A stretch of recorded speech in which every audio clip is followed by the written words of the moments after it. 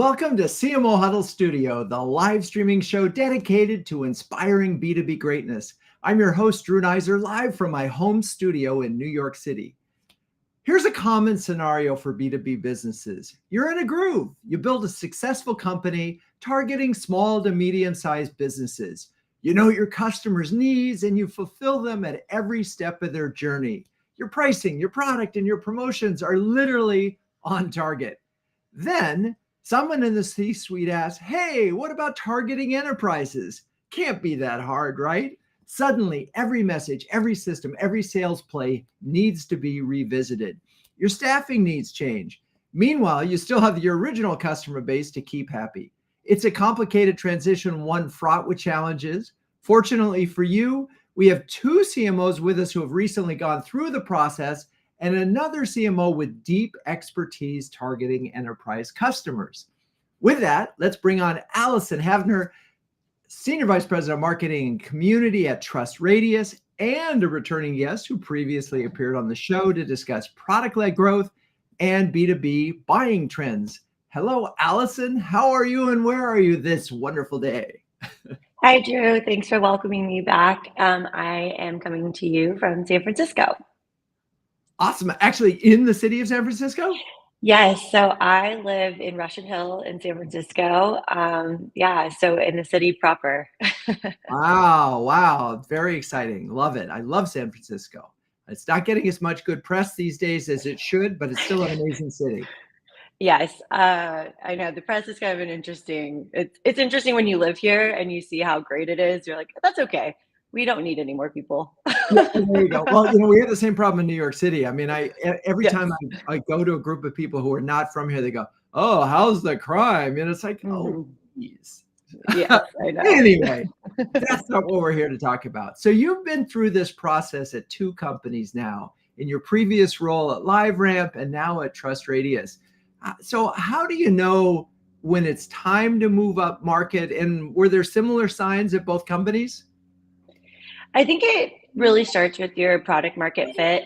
And so when you're doing that analysis of your kind of addressable market, who do you want to go after? Who are your targets? It's really thinking about and analyzing your product market fit. So at LiveRamp, CRM retargeting for digital advertising was very, very new back in 2012. And so we were looking at who would be a good fit for this, who has a lot of media budget, who has big CRM systems, and also who's like in a really competitive market where they have to be innovative. They always have to find that competitive edge. And so we really focus on like the persona and then also the company that they would be at. So we started with retail. We knew that retailers are in a highly, highly competitive market. They have to continually innovate. They also, from a digital advertising perspective, they have huge media budgets. They have huge CRMs. And so that's where we really started to focus and gain some wins there. We're like, who are some of the most innovative brands in retail? How do we break into those? And then how do we turn them into essentially kind of like our ideal customer, build them into advocates, and then kind of use them as our advocates out in the market to get other accounts, other enterprises. So it really started actually with like the persona and where we thought we'd have the best product market fit. And so I'm imagining, though, that as your target, first of all, vertical focus, always a good thing. So you're not saying, okay, we're going after every enterprise. We're going after this group of people and we can define what their challenges are and get to know them really well. But I'm still imagining that there's certain things that you just simply didn't want when you probably didn't have the expertise on retail or that size. So what kinds of things did you have to do internally to get everybody aligned to say, okay, we're going after this group? And right now you have no credibility with them, right? I mean, if you haven't sold to a new vertical at a different size, how do you make the inroads? So I think it starts with the account planning and working with your team. So I think there's a lot of internal systems that you have to think through as well. And so we decided to kind of build almost like we called it like an investment map. And we started to understand, okay, where are we going to, if we need to pull in enterprise AEs, if you think about your current AEs that you have right now, who has like that experience of breaking into the enterprise. Also from your marketing staff, right? Like who has that expertise, especially in the product marketing sector, right? Your product marketer needs to understand the messaging, the pain points, do that actually does that market analysis. Also, the analysis around the packaging and pricing is really important too. So there's some of those like internal systems that you need to figure out as well when you're doing that out like external market analysis. And so once we decided, we're like, okay, hey, we don't have a leg to stand on. You're totally right, but can we hire some AEs that could break into these accounts? Do we have the right messaging? Do we understand their actual pain points? How do we create content around that? And then how do we have we had a very ABM targeted approach of very phased approach. So to your point, like we're going to go after the enterprise. Well, that's like the most broad thing you could say. So it's like, what's the first phase of this? And ours was like, okay, retailers, we hear these 5 accounts that we think that we can break into. Who's the enterprise AE that can break into these accounts and knows how to work and multi-thread within a deal?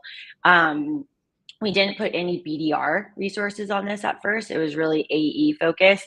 And then we had a kind of like almost like a SWAT, like product marketing team that really focused on vertical specific messaging and aligning to their pain points. And then obviously positioning our product for that particular persona. So lots of things that sort of, I did mention at the top that you had new hires because you have to find this expertise. You mentioned the notion of trying to get a couple of wins that you can then leverage to sort of say, hey, we've got retail. So let's talk about, I mean, a lot of that was, I think, library. Let's talk about any things that happened at TrustRadius and how long does it take to get, once you say, okay, we're going up market, we're going after a particular segment, how long does it take between planning, we're going to do it, to we land that first client? Yeah. So I was really fortunate at TrustRadius because we cater to the enterprise. If you think about, the millions of buyers that are coming to TrustRadius to do research, most of them come from the enterprise and mid-market.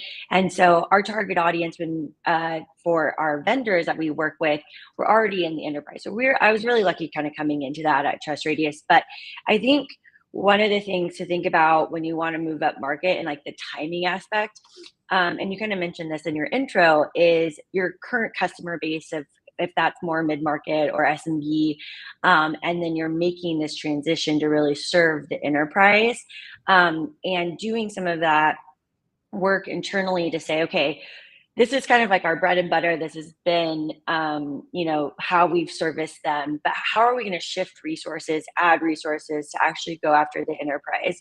And so that was one thing at TrustRadius that we worked through, because we do have a lot of SMB mid-market companies that are actually trying to move up market, right? They're trying to get in front of the TrustRadius enterprise audience, which totally makes sense. And we need to service them and make sure they're happy customers, but it's a different service model.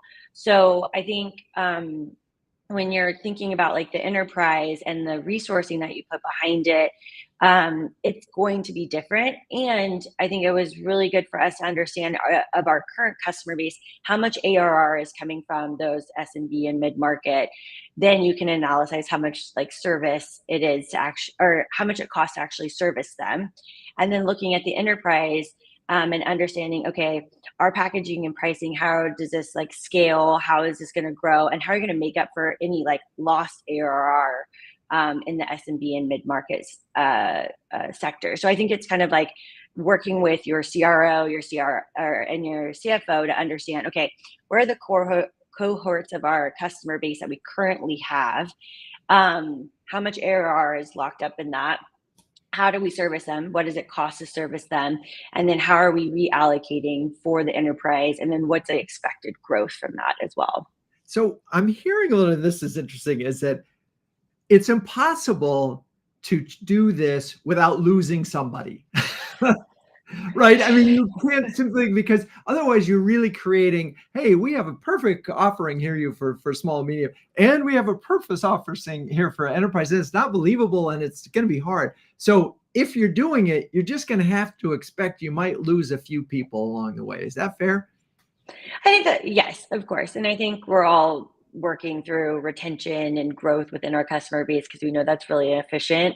But I think at the executive level and a board, and when you're talking to the board about a shift and kind of going up market, is that there will be some retention issues in your SMB and mid market, and that's okay. I think it's about having that focus as well, and that gets really difficult. I think when you get, your CEO, your CFO, and your CRO in a room, it's really hard to say like, "Hey, we're going to probably lose X amount in ARR going after the enterprise," but that's okay because here's how much growth potential we're creating with our pricing model in the enterprise. Yeah, I mean, as you're talking, I keep wondering. I know there are folks out there that have not done this right, but we're not talking to those folks today. But I do think there's some cautionary tales for those folks who try. But we're going to move on. We're going to bring on Sheri Chen, and we'll be back with you, Allyson.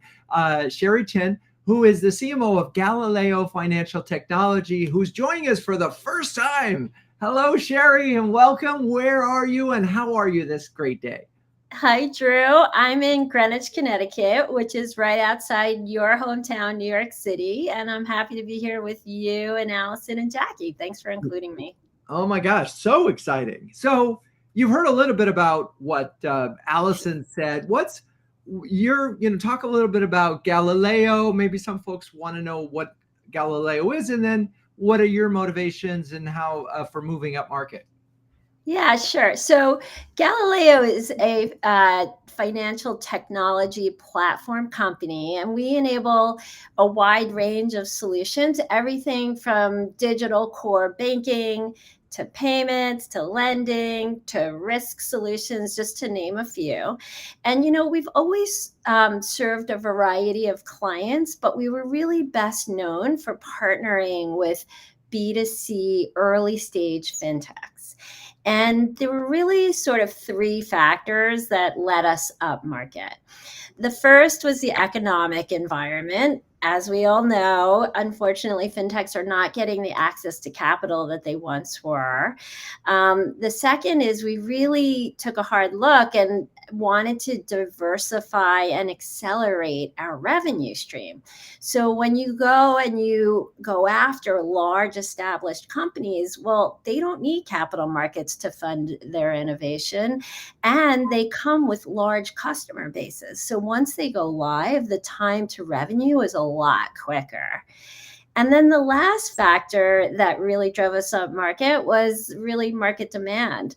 I think, Galileo has a really outstanding reputation in the industry, and large banks, non-financial brands, and large established fintechs started coming to us because they really wanted to innovate faster to stay ahead of the competition.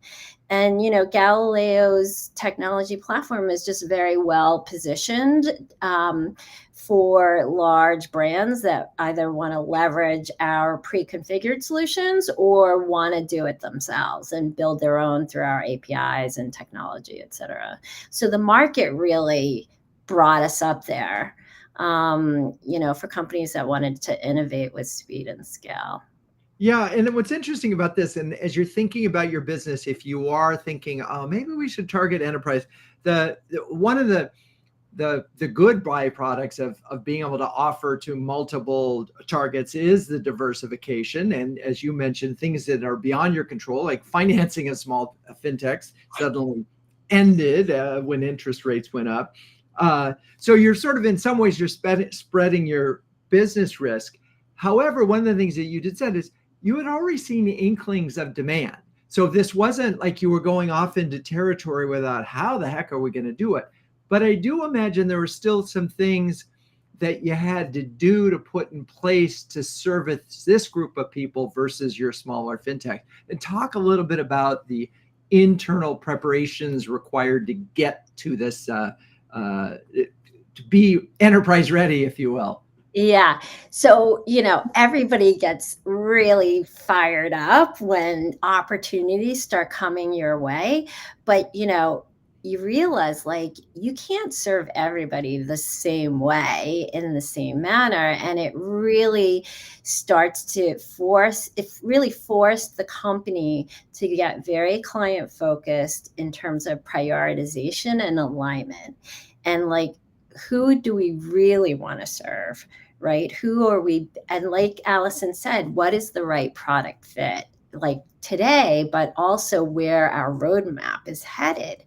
And so one of the first things was very similar to what Allyson said, is getting like understanding who is our ideal client profile, like who are we going after, and getting alignment on that with not only our sales team, but across the entire organization with product, customer success, operations, because, like serving large enterprise clients is a completely different ballgame than serving, sort of early stage innovators, entrepreneurs, and founders.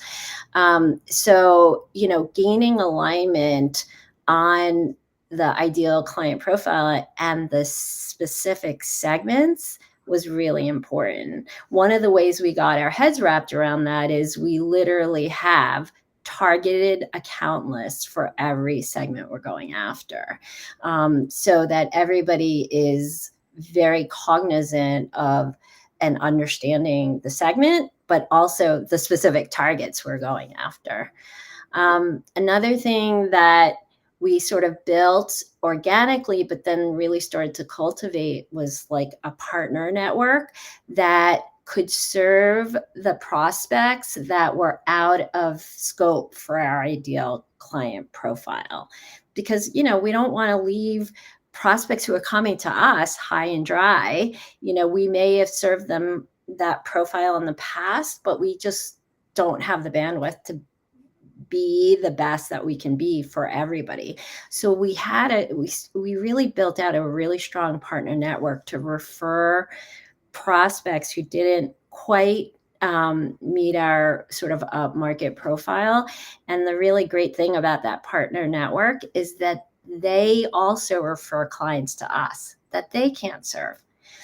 So let me stop you for a second, because there's so many interesting things to unpack. I want to get to partners, but before we do that, can you name a couple of specific things that serving enterprises was different? I mean, that were, let's get really tangible here in terms of things that, and folks, that if you haven't done it, you might miss and are really important. So talk a little bit about those things that you had to change in order to be able to service this larger customer base. I'll give you the perfect example. When you're working with early stage companies, you're talking to the founder, the CEO, the entire, like the CFO, the chief product officer, and you can get a decision made relatively quickly if you're all in the same room and you're sort of working with 2 or 3 people. In large enterprise deals, the deals we go after now, we are working literally, we may have 20 stakeholders across 5 different functional areas, and really sort of sussing out who are your advocates, who are your detractors, who is very can help advance the conversation and the deal, really understanding the different roles of all those stakeholders is critical. And so really mapping that targeted account, or that enterprise account that we're going after, is really important, because, the sort of pain points and concerns of the chief product officer are probably different than the chief financial officer, and making sure that we speak to the pain points and the solution, sort of those different information needs, and developing content appropriately for the different stakeholders of a large enterprise is really critical to success. Does that answer your question? It does. And it's so interesting. And I just want to sort of, we're talking about trade-offs here in this show. And you think about enterprise and you say, oh, well, it's going to be $1 million a deal. And you think about small business and it might be a $25,000 deal. But here's the reality is, it takes maybe Sheri was describing 6-10 times longer to close. It takes a lot more resources to close. It takes a lot more resources to service. So when you finally add up all the math, you really better be doing good math. That's for sure. Because, if you're used to doing small and they come to the website and they make a decision, that's like, boom, and, cash in the bank. So if you're going to go after enterprise, you better have some patience.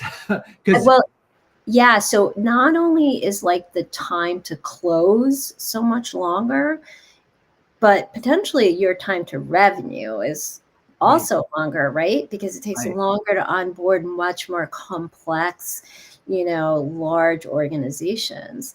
But if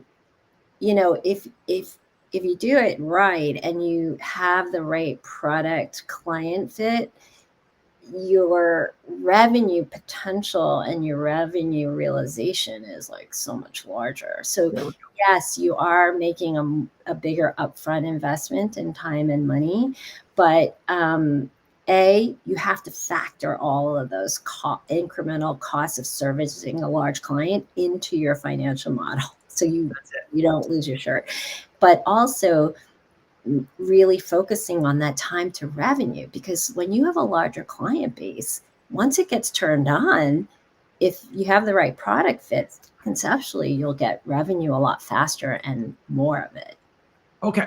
Well, we'll come back to you, but now let's welcome Jakki Geiger, who's patiently been waiting for us, CMO of Hazelcast, who's been on the show before to discuss customer-centric marketing. Hello, Jakki. Welcome back. Hi, Drew. Nice to be back. I've really enjoyed the conversation so far and hearing Allyson and Sheri's advice. Awesome. So, and first, where are you today? So I'm just fresh off of a vacation in Maui where we spent a lot of time snorkeling. So I'm all refreshed and re-energized. I'm in my home office for 2 days and then Friday fly to London because we have our QBR taking place next week. Oh my God. All right. So we're just spanning the globe here. Yes. Anyway, so you've heard conversation about this, and as an expert in a company that targets enterprises, what were some of the things that you heard so far that sort of really resonated with you? Yeah, absolutely. So I've spent my entire career focusing pretty much on the global 2000, building brand awareness, creating new logo pipeline. That's been the area where I've spent most of my time. So yeah, the advice absolutely resonated with me. If you're going after enterprise for the first time, you can't be everything to everyone. So I really liked Allyson's point about the ideal customer profile and understanding like are there industry verticals or a specific use case that you are uniquely positioned to win in, right? Like you want to make sure you are in a great position to win those deals. So that really resonated with me. Focus and alignment. It is a team sport, right? Across the entire company, if you're changing your ideal customer profile and going up to enterprise. So that also resonated with me. The biggest difference I have found is, the sales cycles are longer. It's 6 to 12 months. The deal sizes, for me right now, it's about 100K. A previous company, 250. Another one was 750K average deal size, right? So these could be really monster deals. And, we closed some pretty monster deals this year or in 2023 at Hazelcast, which was fantastic. The sales cycle is long. It is complex. As Sheri was saying, there's a lot of different stakeholders involved in understanding those stakeholder needs. What are the questions they're likely asking throughout the buying process is really, really critical. And having partners who have like a really good relationship with your champion or economic buyer can certainly accelerate things. And I'm curious. So one of the things that as I was hearing Sheri talk about, 20 different decision makers and buyers, and I kept thinking of Brent Adamson talking about the pain of change versus the gain of change. And the fact that there are some people that you're selling to, whether it's the CFO or the technologist or the person who just sort of doesn't see what's in it for them. And they're just going to resist the change. And we're seeing that a lot in the conversations in huddles about how hard it is to close an enterprise deal right now. What's your thought on that? I mean, in terms of multiple stakeholders and trying to herd these cats to one place where we can finally pull the deal out. What's working? Yeah. So in my experience, the best sales reps create a very strong champion who does most of the selling for them. So tapping into that right person who's motivated from a business standpoint and a personal standpoint to adopt that technology and bring it into the organization and to make it a successful project is, to me, the secret sauce of getting these enterprise deals closed and getting all those 6, 10 to 20 people who have a say, who are contributors to that discussion, to get them on board and get them behind it and get them willing to say, yeah, we want to make this investment. It's going to be good for our business. And if you can show the ROI or the total cost of ownership going down, right? If you have some kind of financial metrics, so it becomes like a no-brainer, like, why wouldn't we do this? That makes things easier as well. So I'm curious about cultivating these champions, because we hear this a lot, but there's always risk and change, right? If you're bringing a new software, you're bringing a new system, you're doing something that is going to bring a new improved ROI. How do these champions get developed? Is it because they worked with you before? What are what's the salesperson doing, and what's happening behind the scenes that would have someone stick their neck out to make the company change and make a big purchase decision? So I like to talk about movers and shakers and campers, right? So a lot of really good reps say, I'm going to find the movers and shakers. Maybe someone just recently got hired into a new role and they want to make a big impact, or they just got promoted, or they want a promotion, right? They want to do something to get their bonus or exceed the target they're after. So it's finding those people, those movers and shakers, that I think is critical to the success for a sales rep to get into an enterprise sale and win that deal. And it's so interesting because it's about them making their mark, and you become something that, in theory, somehow or other, they got the idea that they're going to be more successful in their career by bringing this change to the organization, which is really interesting because other folks may see that, oh, this is all about him or her. Right. And so, yeah, so somehow or other you have these champions, but they still have to bring everybody else along with them. Mm-hmm. Absolutely. And I'd love to just share one of the things that maybe, some concrete advice that people don't think about as they're going into marketing and selling to enterprise is the impact on the planning and budgeting process, right? So just to give you guys some visibility, our sales cycles could be anywhere between 9 and 12 months. So my team right now is building pipeline for the next 6 months to close in 2024. Starting any opportunities that hit like sales accepted pipeline by August or later, unlikely to close in 2024. That'll be revenue for 2025. So I need to start, leveraging our sales leader, our sales ops team, my marketing ops team, and we start planning, what do we need to do from a revenue standpoint, back that into pipeline, number of opportunities that we need 6 months in advance. So that's something that maybe not everybody thinks about as they're planning to go into enterprise, is that you actually need to move the planning and budgeting process forward because those sales cycles are longer. Right. I mean, you're working on deals that right now that aren't going to close until 2025. And already it's quite possible. And it does which gets into this whole sort of lagging indicators of what's, the health of the business and what marketing is actually doing. And a member of our audience talked about the 95 that are not in the market and the 5% that might be in the market. Thank you for that comment, Asa Gavenser. I hope I pronounced your name right. Anyway, what's your thought on that, and how do you balance? Because again, the pressure is on everybody to close deals, drive revenue. Marketing needs to drive revenue, but we're driving what the actions you're taking today. The revenue is going to show up in 2025. Yeah. How do you manage that? How do you balance that?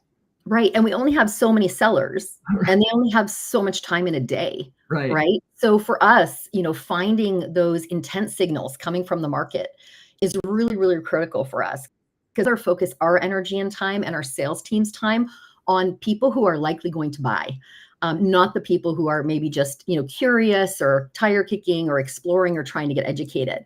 So we're using intent data quite a bit for these highly engaging campaigns, targeting specific personas with our message where we think we have the highest chance of winning. Right. And so that's going to get you current revenue. What we don't know is, what about all those other people? Because that's the sort of 95-5, right? The 5% of the intent signals. Yeah. And then just in a side note, within that intent signal, you're hoping that one of those persons is a mover and a shaker, right? So there's Yes. a lot of forensics that goes on here.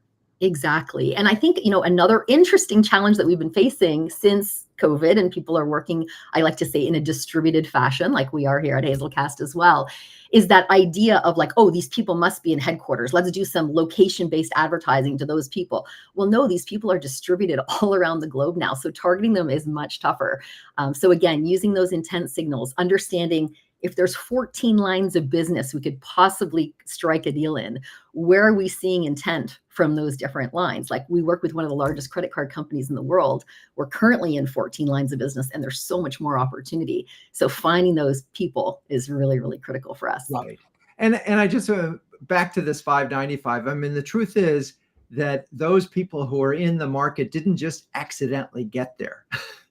Mm-hmm. Other things are happening behind the scenes. They may have met you at a trade show. They may have worked you. So there's a lot that's going on before they show up and say, "Hey, I'm really interested." And that's this sort of this context of where marketing fits in long term, right? Something had to happen to get them to be interested. Yeah. In fact, like, data shows that it's probably 12 to 20 things that had to happen before they're willing to say, yeah, I want to see a demo, or I want to meet with you, or I want to request pricing, right? There's a whole bunch of things that they're doing, interaction points that and maybe they see an ad, but they don't click on it and they go to your website directly. Or maybe an SDR has been sending emails and then finally they're like, you know what? Maybe I do need this technology. So attribution is so challenging, but we know that it does take 12 to 20 touches to even get that person to want to engage with us. And that's the thing that really want to talk about more in CMO Huddles and in upcoming is just, we talk about the buyer's journey and tracking the buyer journey, but that usually starts with the first time they click on your website. And then it's, another 50 touches or 30 touches. What we really want to see is, what are those 20 touches beforehand and how can we get at that? But we'll talk about that in a second. We're going to take a quick break while I talk a little bit about CMO Huddles, and then we'll come back. Launched in 2020, CMO Huddles is a close-knit community of over 400 highly effective B2B marketing leaders who share, care, and dare each other to greatness. Now, given the extraordinary time constraints on CMOs these days, everything about CMO Huddles is designed to help leaders save time and empower them to make faster, better decisions. If you're we got Allyson, Sheri, Jakki, you're all incredibly busy marketing leaders. I'm wondering if you could share a specific example, if you would be so kind, as how CMO Huddles has helped you. And let's see, I think, Jakki, you've been with us probably the longest. Any thoughts you want to share? Absolutely. So, Drew, I was really happy to be one of the founding members of this group. And I think one of the challenges I had as a CMO is I needed to bounce ideas off of people. I needed to hear that other people were going through the same challenges I was. So just having this network of really talented, curious people who want to learn constantly from each other, it has been an incredibly valuable group for me. I've also set up one-on-one meetings with some CMOs where like they have an area of expertise and I want to learn more about that area, or vice versa. I have an area of expertise they're interested in. And so I kind of share what I can. So for me, that's been really, really valuable. Awesome. I appreciate that. And I appreciate you and your long-term membership. Allyson, any thoughts?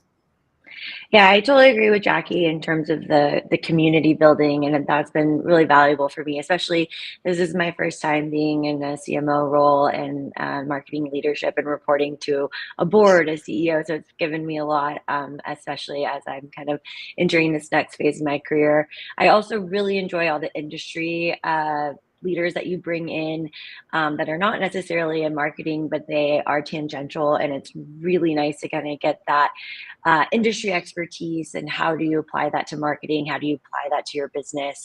That's been so valuable, and I've really enjoyed those sessions. That's awesome. I'm super excited.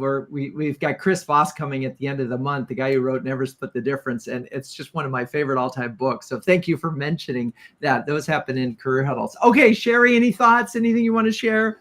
I love, ditto +1 to what Allyson and Jakki said. I'd also say that I love your recaps because they're great reference materials. And sometimes I circulate that with my team if they're diving deeper into a new topic, and, it's really great reference material, and I just really enjoy all of the CMOs that I've met and learning from them as well. Awesome. Well, I appreciate that. I was thinking of you as you mentioned partnership, because the last 3 recaps have all been on partnerships. I hope I haven't been beating you over the head with it, but it is clearly, through our conversations, it became quite a source of opportunity to just really beef up the partnership part of marketing. Anyway, thank you, all 3 of you. If you're a senior B2B marketer and need a shortcut to B2B greatness, do yourself a favor and visit CMOHuddles.com and sign up for our free starter program. Okay, let's get back. We got so much to cover. Enterprise marketing. So, and moving up market. So we've talked a little bit so far about this balance of moving up market without losing existing business. And, I sort of concluded that's impossible, but I'm wondering, Jakki, or Sheri, any thoughts on it? As you moved up market, how did you make sure that you could keep your existing customers? I think working closely and, again, alignment of strategy and product roadmap across not only new logo sales and operations, but also with our customer success team, and figuring out if there's a path for our existing customers to grow into or take advantage of the new solutions and products and services. And we've actually been really successful at cross-selling and in not only helping our existing clients grow, but growing with them together, because they bring new ideas to us as well. And it's really a really mutually beneficial relationship. That's amazing. And as you thought about that, I wanted to ask Allyson about this. As you do add these bigger customers, are you, a lot of folks share their roadmap. Do you sort of confer with them to say, hey, what else could we do to support you? And how's that work? So we started a customer advisory board for the enterprise. And so all of our enterprise customers sit on that, and they help really guide the roadmap. I think Jakki and Sheri both talked about, when you think about your product roadmap, how are you servicing these customers? And it's much more complicated. And also, how are you going to expand within the customer base as well? And so our customer advisory board has been really, really important to our product roadmap, and really helping us, again, define the strategy for enterprise. Yeah, it's interesting. And I'm wondering, and maybe Jakki, this, because one of the advantage of both with the customer advisory board and some of these special is you can actually roll out or beta test things for them that you might not be able to, because the value of customer is so high. How are you working with your top customers, Jakki, to sort of help develop the future of your product and service? Yeah. So in the past, at previous companies, we've had very strong beta programs where, we say, here's some new capabilities that we're rolling out. Who is interested in testing it out, giving us feedback, good, bad, ugly, like, how's it going with this? And there's always those, so we talked about movers and shakers. There's also sort of this spectrum, Jeffrey Moore's law, where you have the visionaries who are willing to just take bets. They want that competitive advantage. They want everything early. They don't care how raw it is, right? And then you got those people who are like, yeah, I'll just wait till it's all been tested out and working really well, and then I'll use it, right? So finding those people, those visionaries within the accounts also is really useful for beta programs. So one of the things that occurs to me, we've talked about the high value of these enterprise customers, but you're not the only ones targeting these folks. So the minute you land them, your competitors are going to be going, wait, whoa, let's go get them. And how much time and what role does marketing play at all in terms of defending, right? Because it's one thing, we talk so much in Huddles about getting that net new and getting the next customer. Meanwhile, if stuff is falling off the back of the truck, we've got a problem. How do you sort of defend your stake with enterprise customers? I'm curious, Sheri, as you've sort of gotten into this more, has that even risen up yet? Yeah, I mean, I think it's really critical to understand why your prospects and new clients are choosing you, right? So really making sure that you have win-loss interviews and getting insights into that has helped us really lean into our strengths and also close gaps where, or close the gaps or perceived gaps. In some cases, there were perceived gaps that we knew we had that technology or we had that capability, but we weren't doing a good job communicating it. And so I think really understanding why customers are choosing you helps you show and demonstrate your point of differentiation from your competitors and why you're the right fit for what that client needs. Yeah, and as you're talking, it's interesting because we know that with an enterprise, and let's say there are multiple users or something like that, that often they're not taking advantage of it. I mean, we know it in CMO Huddles that not everybody can take advantage of every aspect of the service that we provide. So how do you track that? And Allyson, maybe you could weigh in on this because we've landed the customer, but we got to keep them. Otherwise, this whole thing falls apart, right? Right. And I think that's the customer success model. Like the way you keep customers is you make them successful. And we do a lot of buyer research, and buyers are more skeptical, risk adverse than ever before. People are fearing messing up more than missing out. And so people ripping and replacing their tech stack is going to be more and more rare. People are relying on their own prior experience more than ever. And so the best way to make sure that you keep your enterprise customers is to make them successful and make sure that whatever you agreed in the sales cycle, like here are the results, here's kind of the expected ROI, here's, implement, even from like implementation timeline, right? It's really, if you say, it's going to take us 3 months. This is 6 months is when you start seeing results, et cetera, whatever the timeline is.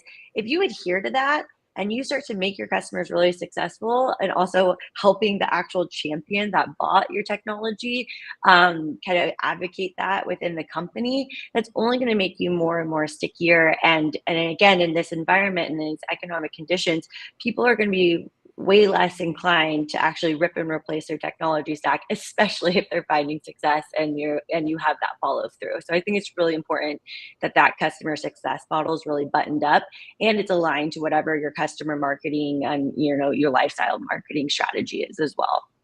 This is going to make you laugh, but we've been talking about customer success and that is a model and it's a service, but I never actually thought about it as making your customers successful. I never, and honestly, because so many, and this is, both stupidity and the fact that so many customer success teams are really disguised sales teams that are just making sure that, hey, are you using the product and are you going to renew? And so nobody has actually said, oh, you're successful. And so one of the things I'm curious, and Jakki, maybe do you guys provide sort of report cards to your customers saying, hey, you're using a product and you're getting this value, so you are having success or you're achieving success as a result of working with us? Yes. At one company in particular, we were very diligent about it because they would say, in the sales cycle, the solution architects would work with the champion to say, well, you're going to get this kind of return on this investment, right? You're going to generate $50 million worth of savings or revenue that you didn't have the year before by implementing this technology. So our customer success team was focused on business value realization. So like onboarding was really critical, setting milestones, having a game plan, a project plan, checking in with the customer regularly, jumping in if they were in trouble and off track, so that at the end of that, go live and value realization journey, they were wildly successful. And then for marketing, it was really helpful because I could say, awesome, we delivered what we said we were going to deliver. Let's get them to be a customer advocate for us. So having a really good process in place for making sure you understand what is your customer's definition of success and how do we get them there, whether through our own internal resources or through a partner network, is, I think, for me, like a virtuous circle of goodness. Well, and I love the term business value realization. I'm curious, do you need a third party to do that? I know that's a service that you can pay a lot of money for, or how do you actually do that? it's nice when customers do it internally themselves. Right? That's the easiest, but they don't always. So yeah, sometimes it's basically creating that type of program internally, and sometimes it's leveraging partners to help build it out for you, where you can actually do an ROI assessment or a TCO calculator and see Right. what the impact was. Part of it, I think, Go part for of it, I think, depends on also the size of the organization and how many key stakeholders. So in a past life, we had we worked with mid-market, and we had very close relationships with the key decision makers. So we could actually have an advisory board and get the feedback. Today, we're working with like the largest banks, big, non like brands and large fintechs. It's very hard for them to find to get the key people to really be forthright and open up. And so we've had better success finding out, getting really great insight and more honest feedback by hiring a third party. But it can get expensive. Again, you have to do the ROI on it to make sure you're getting your value from it. Yeah, go ahead. I was just going to say, I just had a great situation happen where we talked to a new customer who went live and they're successful as part of the case study process. And he revealed, he said, Jakki, great news. We're saving 30% in operational costs since we've gone live and started using Hazelcast platform. And I was like, that's fantastic. And we were able to get it just approved and, just posted on the website last week. So, when the information just comes from the customers because they care enough to say internally, I'm the champion of this, I recommended this technology, and we got these types of results across the company, then it helps them get promoted, get to that next level as well. So I don't always think of it as just like, how does it help us, but also how does it help them get to their next level of success? That this whole concept, I like to call it speed to hero.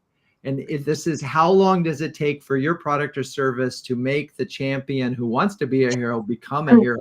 And I love that story. But in enterprise, often getting testimonials approved can be really hard. And because they don't want to share, they might see your product as a competitive advantage. So I'm curious, and I'll go to you, Allyson. What are the tricks that you do to get an enterprise customer to actually give you a high quality testimonial with the data that Jakki's talking about?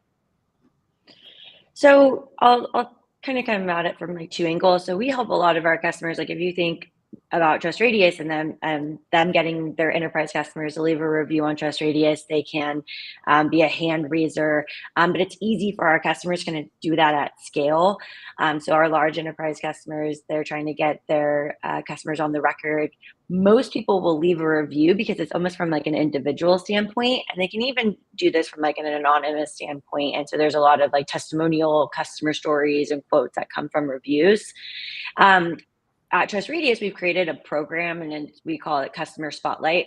So we kind of got away from the scary word of case study because everyone's like, oh, I don't want to deal with the case study. That just feels scary at first. So we made it about, instead of like the brand that they're coming from, we made it about the persona and the person. And we gave them like a very prescriptive, like, here's the template, here's the use case that you implemented, here are the metrics that we're looking for in terms of like, where you were and where you are now. And then we created this whole program where it's like, it goes into our newsletter, it goes into this whole social cadence, it goes into, we create content for our team, we create content that's more like thought leadership and do LinkedIn lives like this. So we have like a whole program and make it really about the individual, just as Jakki was saying, like, how do you elevate them? How do they use this to get their next job or whatever it is, or that promotion? And so I think when you make it a program and when you make it about the person, they're much more inclined. And then also as much as templatizing as you can, so it doesn't feel as like daunting and extra work, because nobody has time for extra work. And we actually, one of our customers use their customer spotlight and all the content that we created for them, and they actually used it to get their next job. So they attached it with their resume to show some of the results that they were driving in their customer marketing program. So like I said, I think if you make it about the individual, it's much easier for them to kind of buy in. And that's so interesting because this conversation has sort of become full circle. Is we're selling to an enterprise, but we're not. We're selling to an individual, and if we can get that individual and all the way through. I wanted to throw in a couple of other things. So if you're really struggling, and let's say the company has a policy that no one can do a testimonial, two things that have worked that I've seen, I talk about them in my book. One is an awards program. Where you do an awards program, and if they won't give you the information, you still submit them. And then it's very hard for them to turn down the opportunity to talk about the award. So that's one. And another is like podcasts and other properties where they can just talk about themselves and what they're doing, and then it becomes an implicit endorsement. The last thing I want to say is if you're lucky enough to be in a category that is on TrustRadius, you might get these testimonials. Unfortunately, CMO Huddles is not in a category, but we can't benefit from that, which is why we do it here. Anyway, that's a lot, a mouthful. I think, and I'm still contemplating the word templatizing. But it's absolutely, is that a word? The word, yes, the word templatizing. So we've gone full circle. We've talked a lot about humans. I'm just wondering for all of you, because I know you prepared, was there something else that you thought in this conversation is about enterprise marketers that we haven't covered just yet? I know, Sheri, you made some notes. Is there something else we should make sure we cover before we wrap up? I mean, I think everybody has sort of acknowledged, enterprise sales are a lot longer. And as Jakki said, like a lot of times you're building pipeline for that you're going to see the benefits of like next year, or in our case, could even be like the following year. So I think having the right sort of measurable milestones to demonstrate that marketing and the company is gaining traction against these enterprise sales, and making sure that there's agreement not only with the CEO but with the CFO is really, really critical, because everybody gets impatient, right? And really being able to quantify how marketing is influencing, your time to close and your time to revenue, I think really helps, maintain and grow your marketing investment. Yeah, I really want to do that. I want to throw this out to the group, this notion, and one of the CMOs in our in Huddles talks about their Tiger teams, where once the deal is started, they have a group of people. It's a combination of marketing and sales and maybe even customer success, and they're focused on anything they can do to try to accelerate the deal, which means anticipating everything, right? And trying to have it to the right person at the right time, because deal acceleration right now is like everybody's dream. I'm wondering, Jakki, any thoughts on that, on deal acceleration? Yeah. So at a previous company, I actually created what was called the revenue acceleration framework. And I mapped out, the funnel and basically from, stage one all the way to close, and identified what are the points of friction, right? Is there usually between stage 2 and stage 3? Are there a bunch of security and compliance questions that come up? And it usually takes like 2 weeks to schedule the meeting, and then we have to present, and then there's follow-up. Could we just like create an FAQ document around security that would just expedite that whole process, right? So identifying points along the funnel where there are friction points, and saying, is there a program or a piece of content we could create to accelerate that? And that worked quite successfully. Amazing. All right. Well, we're at the point where it's time for final words of wisdom for other CMOs when it comes to moving up market. We'll start with you, Allyson. So I wanted to pull on the partner thread a little bit. We talked about it a little bit, but two things. One, if you can partner with somebody and integrate with your systems and they already serve the enterprise, that is a fast track way to start breaking into the enterprise. So look into your partner base, where you can partner and build an integration, or maybe there's another avenue there. But I do think that you could fast track with partnerships. You can also, from serving your SMB and mid-market, if there's a reseller, right? Your channel strategy is really important too. So think about your partner network, what you currently have and where you could go and how it could help you fast track into the enterprise and also continue to serve through resellers for your SMB and mid-market. Thank you so much for coming back to partner. If you're listening to this live or a show and you have a partner question, just hit me up on LinkedIn, because we just finished actually 4 huddles on partnerships. I've done recaps on all of them and have a lot of good, fresh thinking. But there's 2 things I want to add to that. One is, if in a world of GDPR and privacy laws where you can't do some of the things that you're doing, partners are the way into the door. That is really important. Part 2 is, very few companies actually offer the whole solution. And sometimes it's so much better. It's like a flashlight and batteries. Oh, wait, yeah, because now I can use the flashlight. Okay, let's see. Jakki, Geiger. No, Sheri Chin, final words of wisdom. Don't underestimate sales training. Okay. Selling into enterprise is a completely different sales sensibility, skill set. Like hunting is different than, SMB early stage sales. So sales training is critical to success. I love it. Yes, indeed. And yes, exactly. Okay. Jakki, final words of wisdom. So one thing we didn't talk about, but is very relevant for our business, is that there's 2 journeys. There's the buying journey that our champions and our economic buyers go down, and we didn't make sure we have the content and programs to take them along that journey. But there's also the trying journey, and that's a completely different persona and profile for us. So as a marketing organization, we need to be thinking about those personas and what journey are they on, and making sure that they have sort of a seamless experience, and that we can learn as much as possible about each of those journeys to make it more efficient and effective for them. So the aha moment comes a lot faster in the buying journey as well as in the trying journey. Yeah, it really is. It's such an interesting thing. And we could go deep on all of them: partnering, sales training, or even the trying journey. So, we got to wrap up. So thank you, Allyson, Sheri, Jakki. You're all amazing sports. And thank you, audience, for staying with us. Please join us in 2 weeks when we'll be talking about customer advocacy with Tejal Parekh, Rebecca Stone, and Suzanne Reed.